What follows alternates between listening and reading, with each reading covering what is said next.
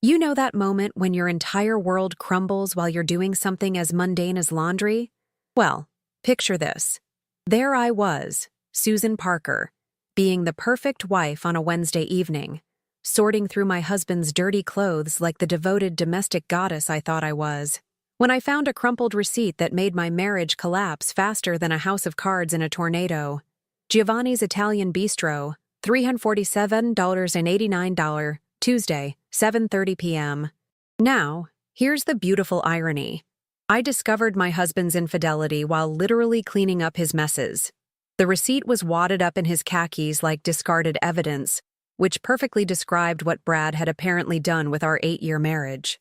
$347.89 for dinner at the kind of restaurant where they pronounce bruschetta correctly and charge you a week's grocery budget for the privilege. The same restaurant where Brad once told me the prices were absolutely insane, and we should stick to places that don't require taking out a loan. But apparently, financial responsibility goes out the window when you're trying to impress Jennifer Jen Moore from his office's accounting department. Let me properly introduce myself. I'm Susan Parker, 34 years old, marketing coordinator by day, and apparently amateur detective by brutal necessity. I'm the kind of woman who color coordinates her closet, remembers everyone's birthday, and still clips coupons because every dollar saved is a dollar earned, as my late grandmother used to say. I have brown hair that I tell myself looks sun-kissed, but probably just needs professional intervention, and I'm 5'6" in my favorite sneakers. The same sneakers I wear to run errands while my husband apparently wines and dines his coworker on our joint dime. Brad Parker. Yes, we're that couple with matching surnames because I made every predictable choice possible, is a car sales manager with the confidence of someone who peaked in high school but never received the graduation notice. He's got a receding hairline that he hides with increasingly expensive hair products, polo shirts that wage daily battles against his expanding midsection, and the unshakable belief that his opinions about football strategy could revolutionize the NFL. We met 7 years ago at a mutual friend's barbecue, back when I thought available and compatible were the same thing. He knew the difference between brisket and ribs, laughed at my jokes without checking his phone, and didn't immediately ghost me after our first date. The bar was apparently buried so deep underground it needed archaeological equipment to find it. Our wedding was Pinterest perfect in the most aggressively mediocre way imaginable. Beige color scheme, predictable venue, chicken or fish dinner options, and a DJ whose idea of musical diversity was playing both Celebration and We Are Family. We honeymooned in Cancun, where Brad spent 3 days with food poisoning while I read romance novels by the pool and wondered if this was divine commentary on our future. Spoiler alert, the universe has an excellent sense of foreshadowing. For 8 years, I've been the gold standard of supportive wives. I laughed at his recycled jokes, pretended to understand his fantasy football obsession, and never complained when he left dirty dishes in the sink, like he was conducting advanced scientific research on bacterial ecosystems. I organized family gatherings, remembered his coworkers' names better than his assistant did, and basically became a one-woman cheerleading squad for his mediocre accomplishments. Meanwhile, I slowly disappeared into the beige wallpaper of suburban married life. My dreams downsized, my world shrunk, and my identity morphed from Susan Parker, marketing professional with opinions, to Brad's wife, the organized one who handles everything domestic. But back to that receipt, crumpled in his Wednesday laundry like a confession written in restaurant ink. $347.89. That's half of what I contribute to our joint savings account every month. You know, the account where I've been religiously depositing money for our future dream house, while Brad was apparently investing in someone else's romantic portfolio. I stood in our laundry room, holding this piece of paper like it might spontaneously combust, trying to process what I was seeing. Because Brad Parker, the man who once haggled with a Subway employee over whether extra pickles warranted an upcharge, had just spent more on one dinner than we typically allocate for entertainment in an entire month. The date on the receipt was Tuesday. The same Tuesday Brad came home at 10:15 p.m. claiming he'd grabbed something quick after staying late for inventory. But here's the thing about Giovanni's. They don't serve quick anything. And their atmosphere doesn't include fluorescent lighting and cash registers that ask if you want to make it a combo. Instead, Brad had arrived home that night smelling like expensive cologne layered over someone else's perfume, with breath that suggested wine pairings rather than drive-through convenience. I'd actually complimented him on his good mood, thinking work was going well. Turns out, work was going very well indeed, just not the kind that involved selling cars. As I stood there surrounded by dirty laundry and devastating evidence, puzzle pieces I'd been willfully ignoring for months suddenly snapped into focus with brutal clarity. The mysterious wardrobe upgrades, the gym membership he never used but somehow always needed to stop by after work, the phone that had evolved from casual communication device to classified government equipment, always face down and within arm's reach, the credit card charges I'd been too trusting to investigate, the florist payment that never resulted in flowers for me, the coffee shop receipts from parts of Austin I'd never visited, the sudden interest in client dinners that always seemed to happen when I had book club or family obligations. Jennifer Moore.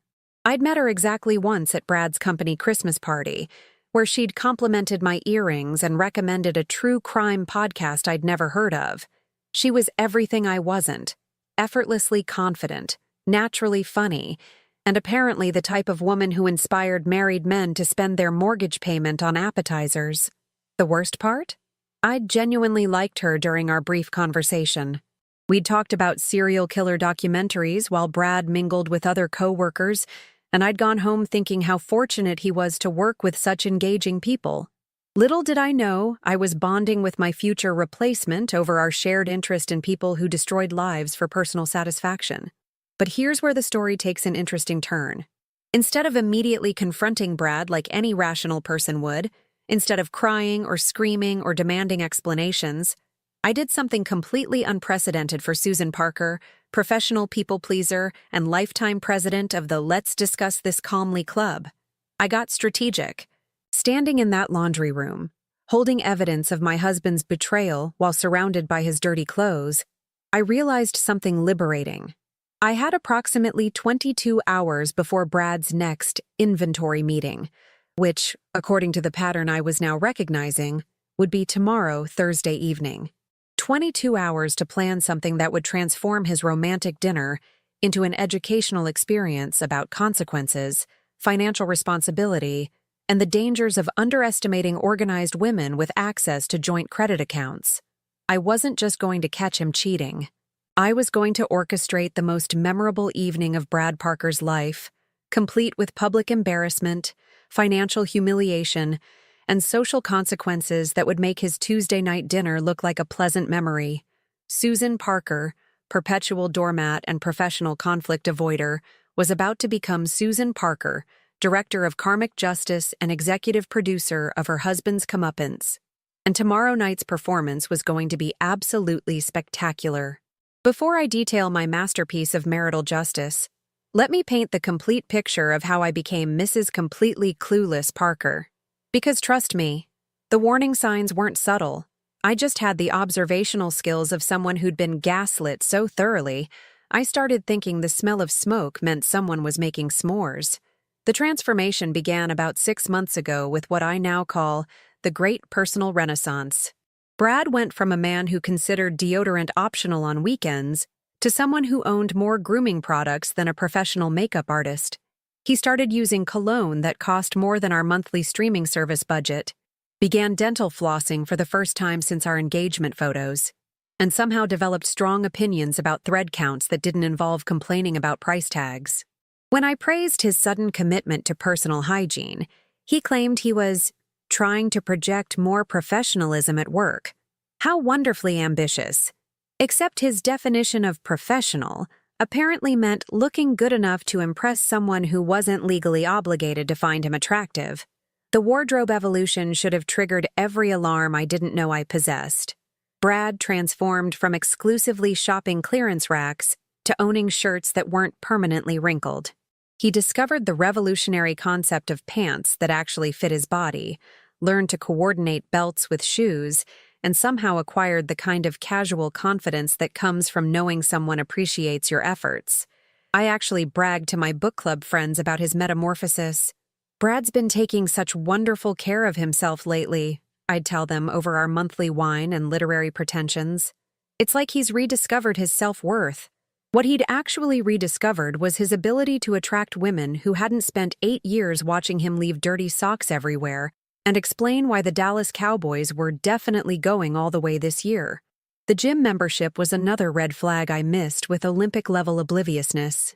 Brad, who once got winded carrying groceries up a single flight of stairs, suddenly developed passionate commitment to cardiovascular health. He'd disappear for workouts at peculiar hours, consistently forgetting his gym bag, and somehow never improving his actual fitness level. But hey, I thought, good for him for prioritizing wellness.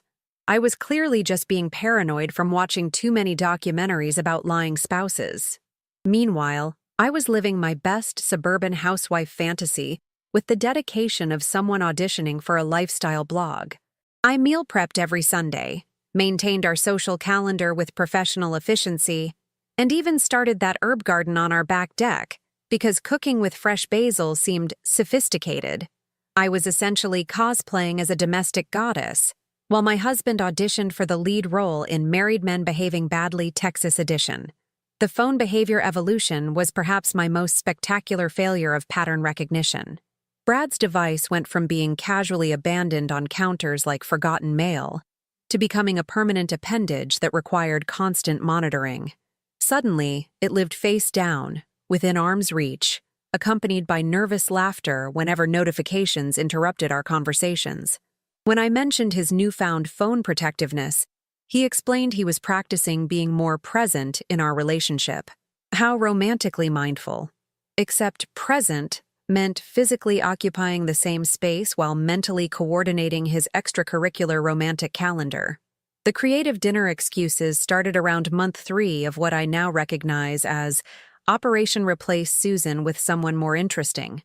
Brad's vocabulary expanded to include phrases like unexpected client meeting, late inventory session, and mandatory team dinner, all delivered with the acting prowess of a middle school theater student who'd forgotten his lines. He'd return home at increasingly late hours, claiming he'd grabbed something quick for sustenance, but somehow never smelling like fast food. Instead, he'd arrive carrying the aromatic evidence of expensive restaurants and unfamiliar perfume, wearing the satisfied expression of someone who'd enjoyed excellent wine and even better company. But did I question these obvious inconsistencies? Of course not. I was too busy being grateful that he was so committed to advancing his career. Meanwhile, the only thing advancing was his relationship with Jennifer Moore, funded by our joint checking account. I should have recognized catastrophic problems when Brad started conducting surveillance operations on his own wife. What time does book club usually end? Are you still planning to visit your sister this Saturday? What's your typical target schedule? He was basically running reconnaissance missions while I thought he was showing renewed interest in my social life. The most pathetic part? I occasionally modified my plans to accommodate what I assumed was his desire for more together time. When he'd inquire about my evening activities, I'd sometimes cancel or abbreviate social engagements because I thought he wanted to spend quality time reconnecting. Turns out, he just needed accurate intelligence about when our house would be available for whatever married men do when they're planning affairs. The mysterious credit card charges began appearing 3 months ago, but I rationalized every single transaction like a defense attorney for my own marriage. Coffee shop in an unfamiliar neighborhood? Perhaps he was exploring new lunch options. Restaurant I'd never heard of? Probably networking with colleagues. Florist charge that sparked excitement about potential surprises? Spoiler alert, those flowers were definitely not destined for our kitchen table. I actually inquired about some charges using my sweetest, most non-threatening voice. "Oh, that Italian place looks elegant. We should try it together sometime." His response? "Maybe eventually." "It's not really your type of place, though." Apparently, my type was chain restaurants with kids' menus, while Jen's preferences required actual reservations and wine that didn't come with twist-off caps. The beautiful irony of this entire situation, I was the family's financial administrator. I balanced our checkbook, managed our savings goals, set up all our account alerts, and basically served as unpaid bookkeeper for our household, including, as it turned out, maintaining detailed records of Brad's romantic investment portfolio. Every credit card notification was essentially real-time updates on my husband's infidelity, delivered directly to my phone by my own organizational efficiency. I was funding my own humiliation while keeping meticulous documentation of every transaction. If Betrayal were a business model, I'd have been Employee of the Month for my dedication to accurate financial record-keeping. Meanwhile, Jennifer Moore was living her best life as the primary beneficiary of my excellent money management skills. Every romantic dinner I subsidized while eating frozen meals alone, every expensive evening I financed while clipping grocery coupons, every hotel charge I funded while organizing our linen closet. She was enjoying the lifestyle I was budgeting for but never experiencing. Wednesday evening, after discovering that receipt, I spent 4 hours conducting forensic analysis of our financial records with the dedication of a CPA during tax season. The pattern was gorgeous in its predictability. Every Tuesday and Thursday for 8 weeks. Mysterious charges at establishments I'd never visited, in Austin neighborhoods I'd never explored, during hours when I was home managing our domestic operations while Brad managed his double life. Giovanni's receipt for $347.89 wasn't an isolated incident. It was the crescendo of a financial symphony of deception. There were dozens of supporting transactions. Upscale coffee shops, wine bars, that boutique hotel downtown that charges more per night than our monthly mortgage payment. Brad had essentially been conducting a comprehensive romantic campaign, using our shared resources while I stayed home optimizing our household budget and researching bulk purchasing strategies. But here's where Susan Parker, lifetime member of the Surely There's a Reasonable Explanation Club, decided to do something completely unprecedented. Instead of confronting him immediately like any sensible person would, instead of demanding explanations or scheduling couples counseling, I made a decision that surprised even me. I decided to get creative. And tomorrow evening, when Brad assumed he was heading to another romantic dinner funded by his wife's financial responsibility, he was going to discover that sometimes the best education comes from experiencing consequences in real time. That crumpled receipt wasn't just evidence of his betrayal. It was a roadmap to the most enlightening evening of Brad Parker's adult life. Thursday morning arrived with the kind of crystalline clarity that comes from finally seeing your life in high definition, instead of through the soft focus filter of willful ignorance. I woke up with a plan so perfectly orchestrated, it could have been composed by the universe's Department of Poetic Justice. The magnificent thing about being married to someone predictably dishonest is that their patterns become as reliable as atomic clocks. Brad departed for work at 7:30 a.m. with his standard forehead kiss and familiar promise. Probably running late tonight. Big inventory session with the regional manager. I smiled sweetly and wished him a productive day while mentally scheduling his upcoming educational experience. Phase 1 required reconnaissance disguised as wifely concern. Around 10 a.m., I called Brad's office using my cheerfully supportive, checking on my hard-working husband voice to speak with Maria, his assistant. "Hi, Maria, it's Susan. I wanted to surprise Brad with his favorite dinner tonight, but I know he mentioned possibly working late. Is that inventory meeting definitely happening?" Maria, bless her unsuspecting heart, provided more intelligence than she realized. "Oh yes, Mrs. Parker. Mr. Brad blocked his entire calendar from 6 to 10 p.m. for tonight. He specifically requested no interruptions for his very important client consultation." Perfect. A 4-hour window of inventory management that definitely wasn't happening anywhere near actual inventory. I thanked Maria enthusiastically and spent the remainder of the morning fine-tuning my masterpiece. The first crucial step required a performance worthy of professional recognition. Around lunchtime, I contacted our credit card company using my most distressed voice. "Hi, I need to report my credit card as lost or stolen," I informed the customer service representative, whose name was apparently Jessica, and who sounded like she'd rather be literally anywhere else on the planet. "When did you last use your card, ma'am?" Jessica asked with the enthusiasm of someone reciting scripts for the millionth time. "I'm honestly not sure," I replied, allowing just the right amount of panic to color my voice. I went shopping yesterday and thought I had it, but now I can't locate it anywhere. I'm worried someone might have taken it or maybe it fell out of my purse. Jessica guided me through standard fraud prevention protocol. I'm immediately canceling your current card and will expedite a replacement within 2 business days. Any charges attempted after this moment will be automatically declined and flagged as potentially fraudulent activity. Absolutely beautiful. I thanked Jessica profusely and disconnected with the satisfaction of someone who'd just armed a very expensive time bomb set to detonate at precisely the right moment. But credit card cancellation was merely the opening act of tomorrow's performance. See, I'd invested 8 years being the perfect supportive wife, the one who memorized anniversary dates and coworkers' birthdays, the one who understood Brad's schedule better than his own personal assistant.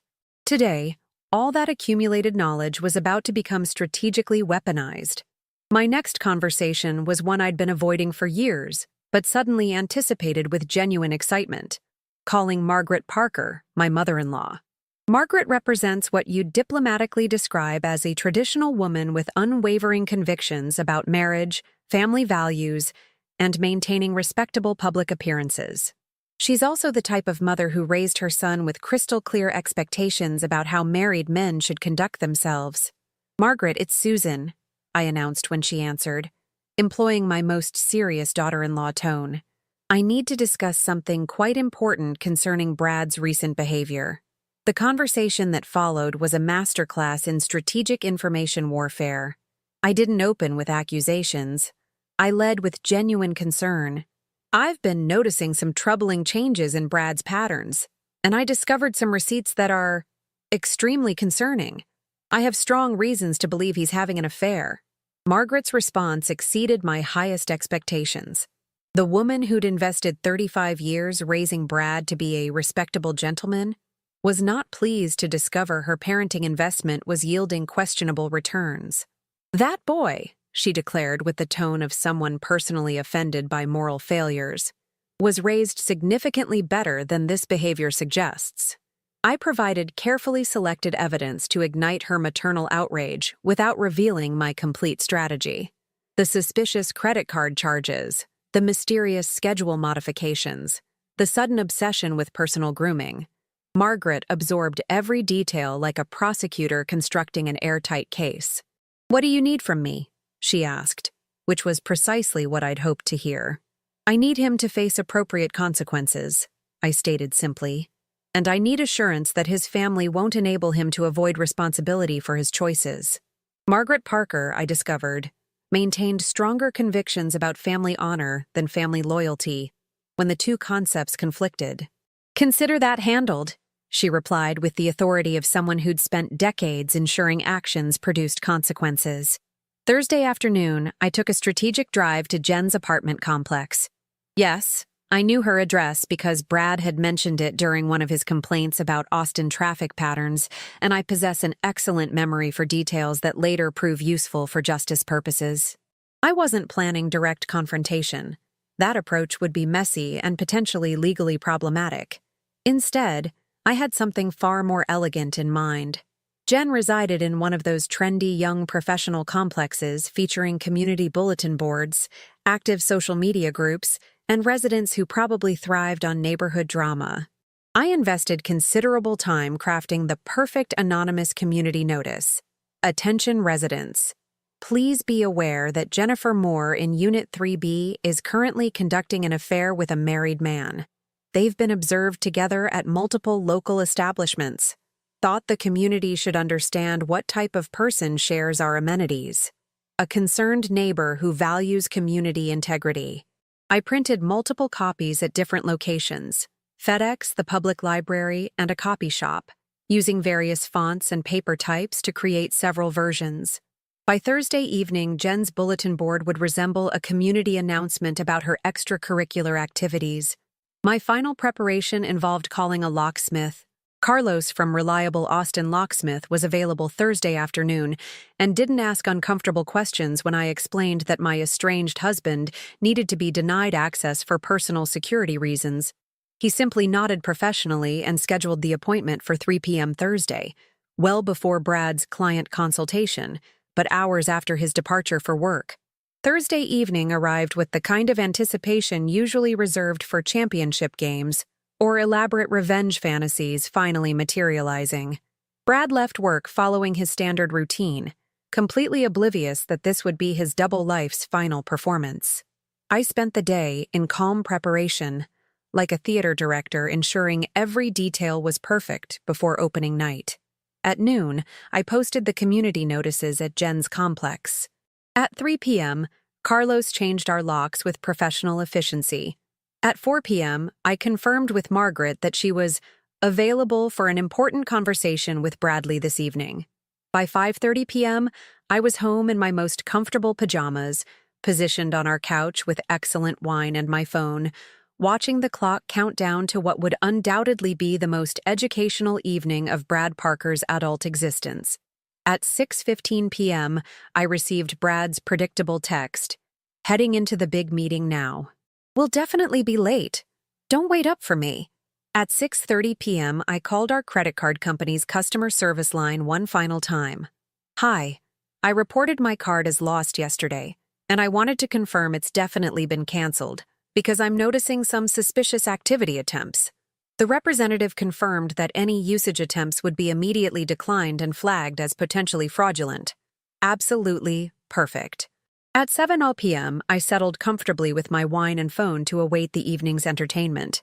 Somewhere across Austin, Brad and Jen were probably reviewing Giovanni's wine selection, completely unaware that their romantic evening was about to transform into a financial catastrophe and social disaster that would make reality television seem boring by comparison.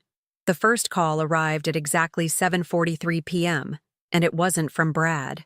The first call came from an unknown number, which made the moment even more delicious than I'd anticipated.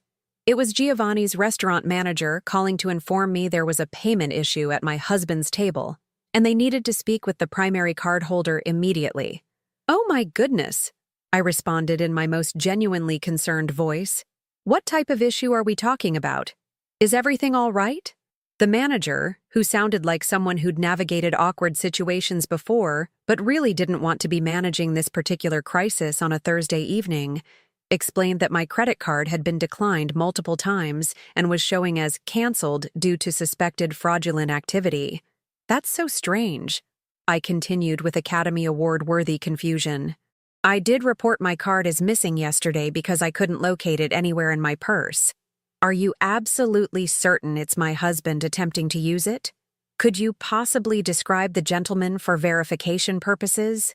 The manager proceeded to describe Brad down to his receding hairline, tendency toward dramatic hand gestures when telling stories, and habit of over-explaining wine selections to appear sophisticated. "That definitely sounds like my husband," I confirmed. "But I'm quite confused because I'm currently at home. Is he there with another person? Because if he's using a canceled card, I'm genuinely worried something might be seriously wrong." There was an extended pause filled with background restaurant noise. "Ma'am, your husband is dining with a female companion. They've already ordered and consumed most of their meal." "A female companion?" I allowed precisely the right amount of hurt to creep into my voice. "I see. Well, as I mentioned, the card was canceled yesterday due to security concerns, so any charges would be automatically declined. I'm sorry you're dealing with this awkward situation, but I cannot authorize payment for a dinner I had no knowledge was occurring." I could hear muffled conversation in the background, Brad's voice escalating toward panic, the manager attempting to maintain professional composure in an increasingly unprofessional situation, and what sounded like Jen asking repeatedly, "What's happening? Why is everyone looking at us? What should we do regarding the outstanding bill?" the manager inquired. "That's entirely between you and the individuals who ordered the meal," I replied sweetly. "I certainly hope they have alternative payment arrangements available. Best of luck resolving this situation." I disconnected and immediately activated a timer on my phone. I estimated exactly 3 minutes before Brad would be calling with his number. 2 minutes and 54 seconds later, my phone illuminated with Hubby, a contact name I'd been intending to update for months and was now profoundly grateful I'd procrastinated changing. "Susan, what the hell did you do?" Brad's voice was pure panic seasoned with public humiliation. I could hear restaurant ambiance in the background, and Jen asking frantically, "What's happening? People are taking pictures."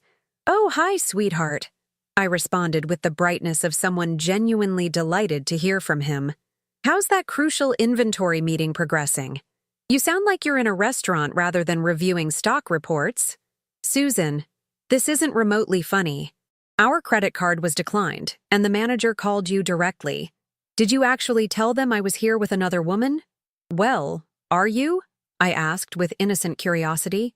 "Because I reported our card as missing yesterday after I couldn't locate it anywhere.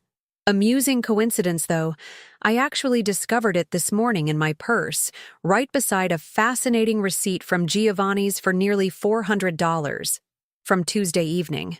The same Tuesday you claimed to be working late on inventory." The silence was absolutely magnificent.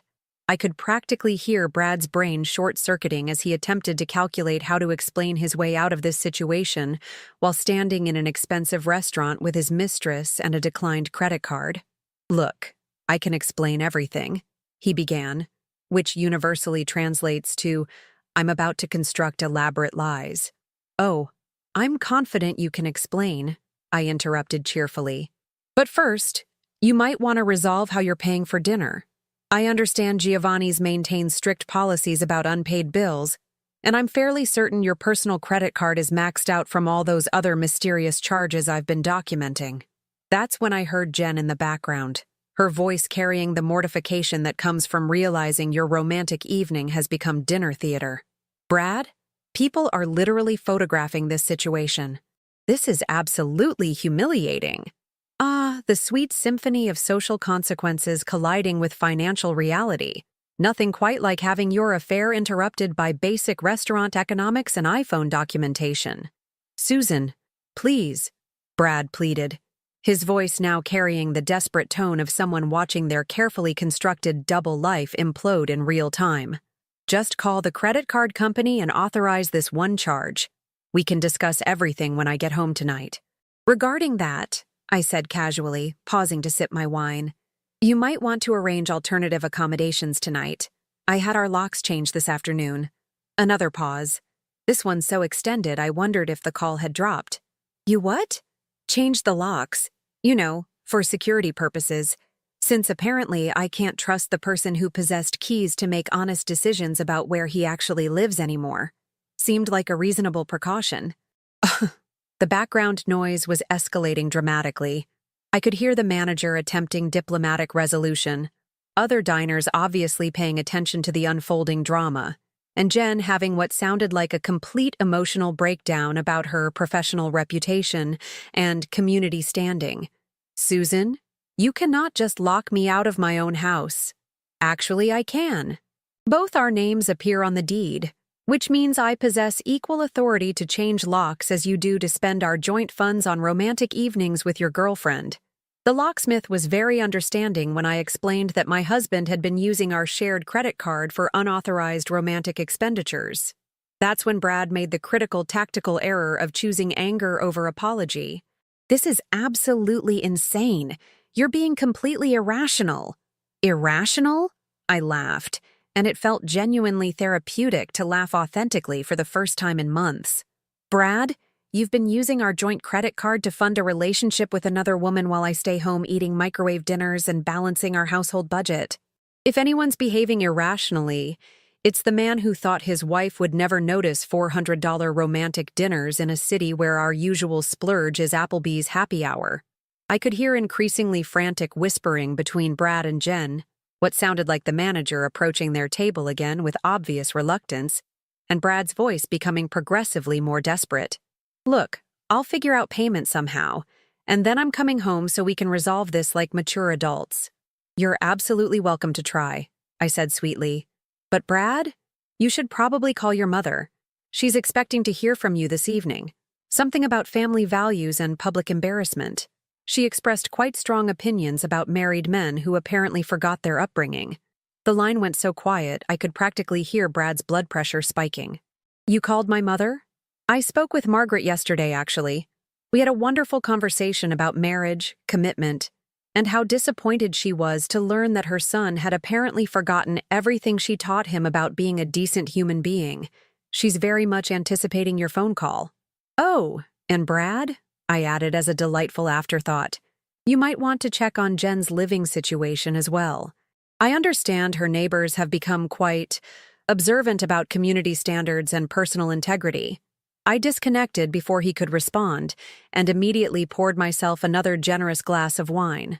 Phase 1 was complete, and the results exceeded even my most optimistic expectations. My phone began ringing again immediately, but I allowed it to proceed to voicemail. Then again. By the 5th consecutive call in 8 minutes, I turned the device off entirely and decided to enjoy the peaceful tranquility of my newly secure home. Around 9:30 p.m., I heard the predictable sounds of someone testing keys that no longer functioned, followed by increasingly frustrated rattling of door handles that wouldn't cooperate. Then came knocking, which progressed to more insistent knocking, which eventually evolved into full pounding, accompanied by Brad calling my name with the kind of desperation usually reserved for natural disasters. I reactivated my phone and composed a single text message. Hotel expenses accumulate quickly when you've been spending our money on dinner dates. Your mother's contact information is in your phone if you need somewhere to stay. Or perhaps Jen has the available couch, assuming her neighbors haven't seen the community bulletin announcements yet. The pounding stopped immediately. 22 minutes later, I received a text from Margaret. Bradley is here. We're having an extensive conversation about consequences and responsibility. Thank you for informing me about what type of man I apparently raised. Perfect. Let him explain to his mother why he was sleeping in his childhood bedroom at 35 years old. Not because of youthful indiscretions, but because he'd systematically betrayed his wife's trust and depleted their joint accounts to fund an affair with his coworker. I slept better that night than I had in 8 months, in a bed that suddenly felt enormous and significantly less disappointing. The house maintained a peaceful quiet that felt therapeutic rather than lonely, and for the first time in years, I fell asleep without wondering what lies I'd need to pretend to believe the following day. But the beautiful thing about consequences is they don't conclude with one humiliating dinner. They tend to compound and multiply, like interest on debt that continues growing until someone finally pays attention to the balance. And Brad Parker's educational week was just beginning. Friday morning dawned with the kind of pristine clarity that comes from finally inhabiting reality instead of a carefully maintained fantasy.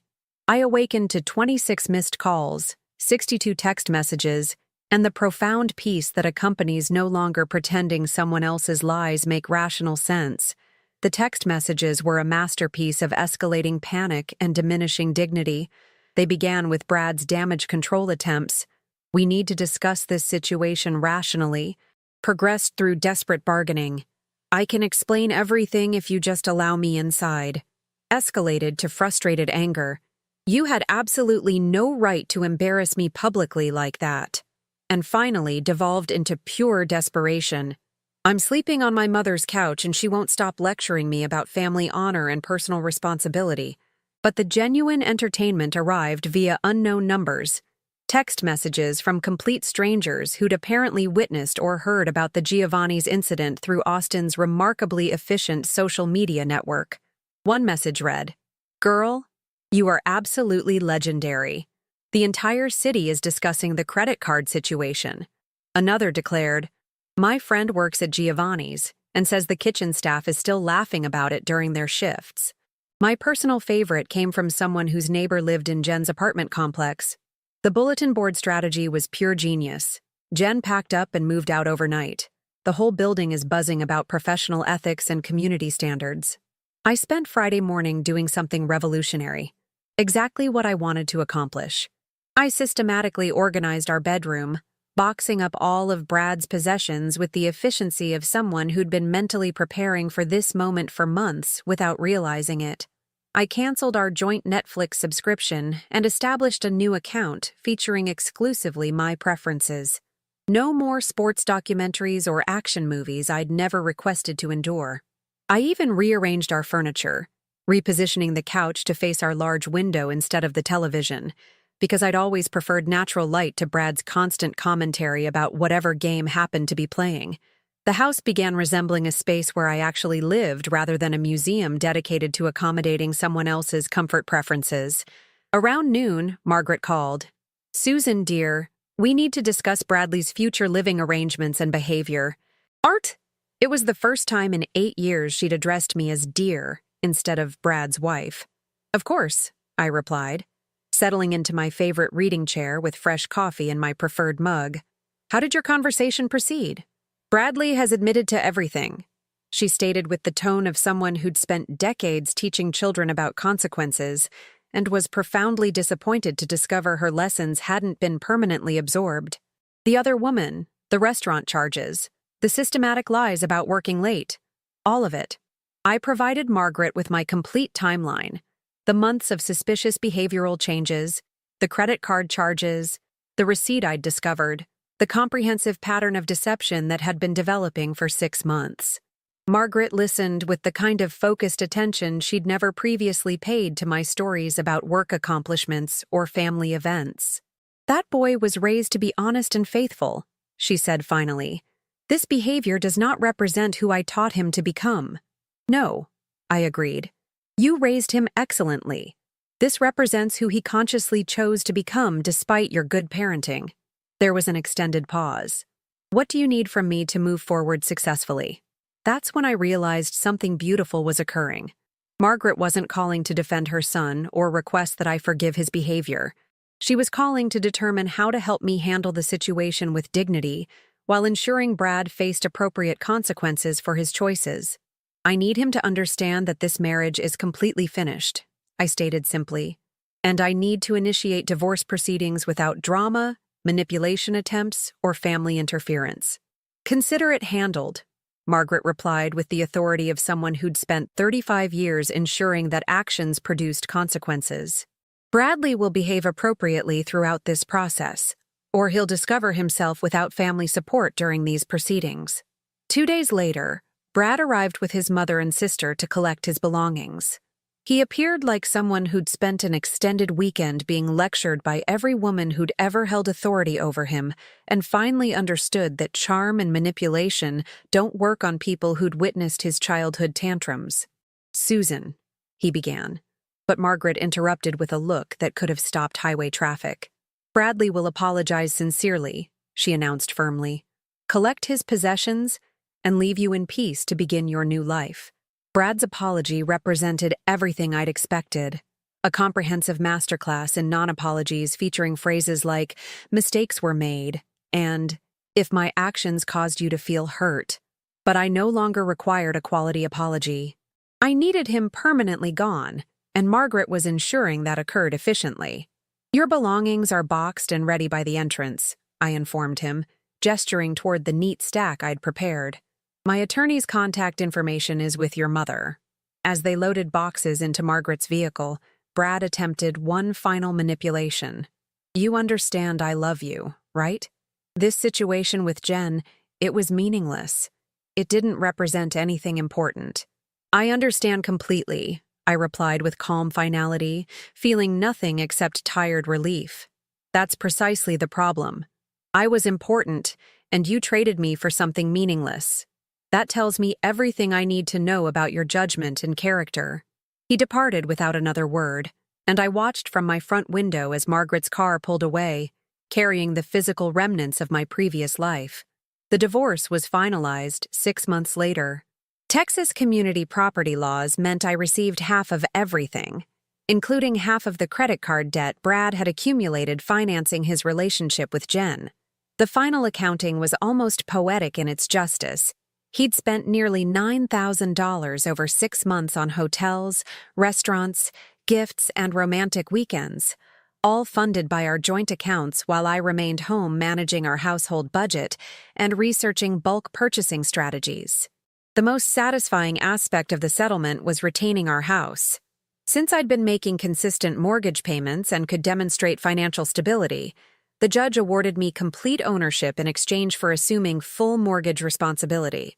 Brad retained his credit card debt and whatever memories those expensive dinners had created.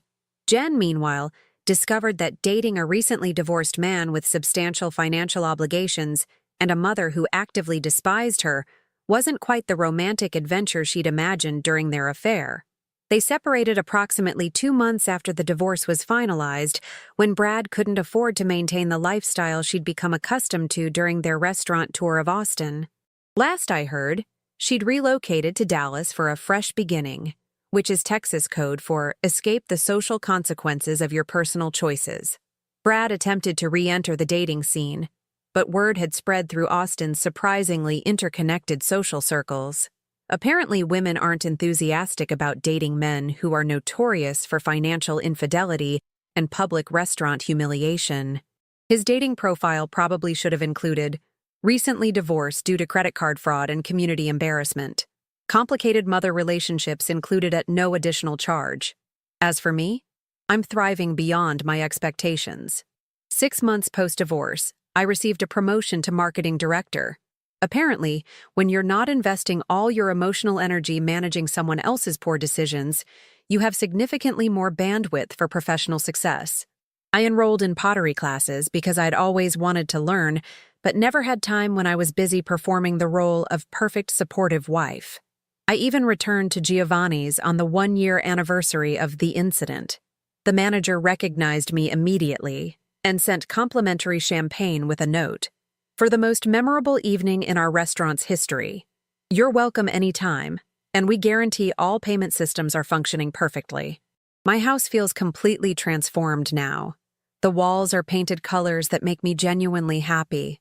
The refrigerator contains food I actually want to consume, and there's not a single sports channel programmed into my cable subscription. I wake up every morning in a space that reflects my choices rather than compromises with someone else's preferences. Sometimes people ask whether I regret how I handled the situation, whether I wish I'd attempted counseling or offered Brad another opportunity. The answer remains consistent. The only thing I regret is not canceling that credit card 6 months earlier, because 8 years of marriage and 1 perfect evening of financial justice taught me this essential truth. Sometimes the most loving thing you can do for yourself is stop trying to save someone who's actively choosing to betray your trust. And sometimes the most effective way to teach someone about consequences is to allow them to experience those consequences completely, even if they arrive in the middle of an expensive dinner with their girlfriend. In the end, I didn't just cancel a credit card. I canceled a subscription to a life that was slowly erasing my identity, one joint decision at a time. And unlike Brad's relationship with Jen, my cancellation came with absolutely no regrets and 0 interest in renewal options. Turns out the best revenge isn't simply living well. It's living authentically, with complete control over your own financial decisions and no one else's permission required to be happy. And that, my friends, is worth more than every expensive dinner in Austin combined.